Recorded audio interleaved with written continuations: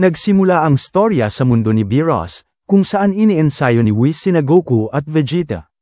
Natutuwa si Whis dahil malaki na ang in-improve ng dalawa, habang si Beerus ay tamang tulog lang sa ilalim ng puno. Pero kahit lumakas na ang dalawa, isang sapak lang ni Whis ay sapat na para patumbahin silang dalawa. Pero natigil sila nang biglang nagtatakbo si Mai at sinabing kailangan nilang sumama sa kanya dahil biglang nawala si Trunks. Kaya sinabi ni Supreme Kai na dapat pupunta ngayon si Future Trunks para turuan siya. Pero pinuto lang usapan nila ng isang misteryosong lalaki na nagpakilala bilang kaibigan ni Trunks, at sinabing, nasa malaking problema si Trunks ngayon dahil kasalukuyan siyang nakakulong sa prison planet. Pero wala silang clue kung anong planeta ito. Kaya naman agad siyang inenggasan ni Vegeta, kaya napasabi ang lalaki ng, "Huwag mo naman akong titigan ng masama. Ang pangalan ko ay Fu Tang Namo, pero pwede mo akong tawaging Fu." Sabay paliwanag na syempre, kaibigan niya si Trunks kaya inalam niya kung nasaan ito. Sabay babala sa kanila na ang pinakamasasamang kriminal ay nakakulong doon sa prison planet. Kaya, kapag hindi pa sila nag-apura papunta doon, mapapahamak si Trunks. Umalis na agad si Fu, kaya agad inaya ni Vegeta si Goku upang pumunta roon. Pero nagsalita si Whis at sinabing, ang lalaking yun ay mukhang walang gagawing matino. Sumang-ayon din si Supreme Kai, sabay hingi ng pabor kay Mai. Maya-maya, lumipat ang storya sa prison planet. Sa wakas, nakarating na rin sila Goku. Manghang-mangha sila sa kakaibang planeta na ito dahil may nakapalupot ditong malalaking kadena. Pero biglang napatanong si Vegeta kung nararamdaman ba ni Goku ang kakaibang enerhiyang paparating. Pero bago pa man makasagot si Goku, nabigla sila nang may isang kamukha ni Goku ang sumulpot sa likod nila. Si Goku ay nakatingin na tila isang masamang karakter si Fu, sabay transform ng kamukha ni Goku bilang Super Saiyan 4, at nag-transform naman si Goku bilang Super Saiyan Blue. Agad silang nagpalitan ng mga atake. Sabay nagsalita ang kakaibang Goku at sinabing, "So, ikaw pa lang ako sa kabilang side." Nagtaka naman si Goku kung ano ang sinasabi ng kamukha niya, sabay tanong nito. "So kaibigan niyo pala siya?" Sabay atake nito kay Goku. Kaya nagbigayan sila ng matitinding atake sa isa't isa. Sinubukang lumipad ni Goku, pero nautag lang siya sa isang tila barrier. Kaya sinabi ng kamukha niya, wala yang silbi, ang buong lugar na ito ay nakasil na, kaya imposibleng makatakas. Kaya wala silang choice kundi magbigayan ng isa sa kanilang pinakamalakas na atake, ang Kamehameha, na nagpayanig sa buong paligid.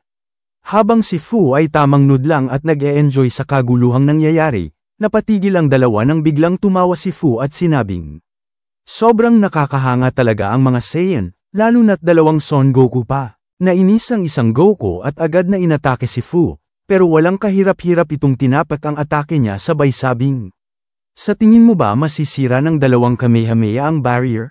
Nagkakamali ka, pero ang makaisip ng plano sa ganung kab-ilis na sitwasyon ay sobrang nakakahanga sa isang time patroller na kagaya mo. Nagtaka silang lahat kung ano ang ibig sabihin ni Fu sa Time Patroller. Kaya nagpakilala na ang Goku na ito at sinabing, ako ay si Son Goku, kagaya mo, pero mula sa ibang dimension. Ang trabaho ko ay pigilan ang masasamang nilalang sa paggulo sa mga dimension at oras. Natuwa naman si Goku dahil hindi naman pala masama ang kamukha niya na ito. Kaya agad tinanong ni Vegeta si Fu kung bakit marami siyang kaalaman tungkol sa prison planet. Kaya nagsalita si Fu, syempre, alam ko to dahil ang planetang ito ay aking laboratorio at sarili kong gawa. Nabigla silang lahat sa sinabi ni Fu at napagtanto nilang nalinlang sila. Sabay patuloy si Fu sa pagsasalita. Dinadala ko dito ang malalakas na mandirigma mula sa iba't ibang dimensyon at pinaglaban-laban sila dito, habang buhay. Sabay tawag siya sa isang Goku at sinabing, hoy, pulang Goku. Alam kong nagpanggap kang magpahuli para imbestigahan ang planetang ito. Dahil sa panlilinlang niya, nainis si Mai at tinanong, totoo bang nandito si Trunks? Sumagot si Fu, si Trunks ay isang takmol na hindi na mapapatawad. Isa lang siyang tao na kung saan-saan timeline na pupunta. Kaya dapat na niyang bayaran ang mga kasalanan niya, siya ang pain ko para madala kayong lahat dito. Kaya napasabi si Goku, so, masama ka pala. Sumagot naman si Fu na parang baliw. No, isa akong napakabuting nilalang. Nainis na dito si Vegeta at sinabing, Ibigay mo na sa amin si Trunks. Sumagot si Fu, bakit hindi nyo siya hanapin? At kung mahanap nyo man, kailangan nyo pa ring hanapin ang 7 Special Dragon Balls para makalabas sa lugar na ito. Sabay pakita ni Red Goku ng isang Dragon Ball, kaya napasabi si Goku. Meron ka na pala, pinaliwanag ni Red Goku na kusa itong ibinigay sa kanya ni Fu. Kaya sinabi ni Fu, ang natitirang mga Dragon Balls ay nasa 6 na malalakas na kriminal. Kaya kailangan nyo mag-ingat, sabay alis nito, lumipat ang istorya kay Trunks, kung saan nagising siya sa isang selda. Pero bigla itong bumukas at napunta siya sa isang kakaibang syudad. Habang tumatakbo, napahinto si Trunks dahil may sumulpot na tila isang kagaya ni Frieza at kinukuha mula sa kanya ang Dragon Ball. Takang-taka naman si Trunks kung bakit ito hinahanap sa kanya. Samantala, si Fu ay tamang nudlang at mino-monitor ang lahat ng nangyayari sa planeta. Habang pinapanood niya ito, may isang malakas na nilalang sa likod niya na gigil na makipaglaban. Kaya napasabi si Fu, huwag ka mag-alala, malapit ka na makipaglaban, Mr. Evil Saiyan. Nakasil ang misteryosong Saiyan sa isang malaimpyernong lugar. Nainip na ito kaya agad siyang naglabas ng napakalakas na enerhiya at pinakawalan ang sarili, na nagpasaya kay Fu habang sinasabi. The best ka talaga, Evil Saiyan. Lumipat ang istorya kina Goku, kung saan naglalakad sila at napatanong si Goku kay Vegeta. Nasaan na kaya ang mga malalakas na nilalang na sinasabi niya? Pero sumagot si Vegeta, huwag mo na yun isipin. Mag-focus tayo sa paghahanap kay Trunks. Bigla silang naputol nang makaramdam sila ng isang napakalakas na ki.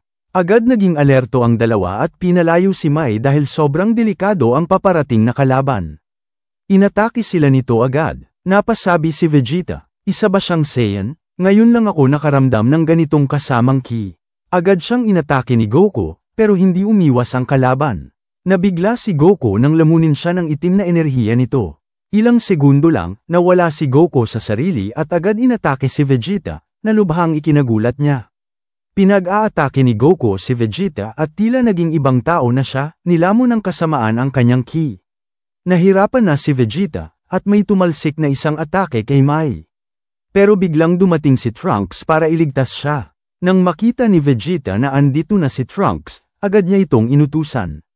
Pigilan mo si Goku, ako na ang bahala sa masamang Saiyan. Agad naman sumunod si Trunks at inatake si Goku, habang si Vegeta ay sumugod sa Evil Saiyan. Pero napatigil si Vegeta nang bigla siyang atakihin din ng isa pang kalaban.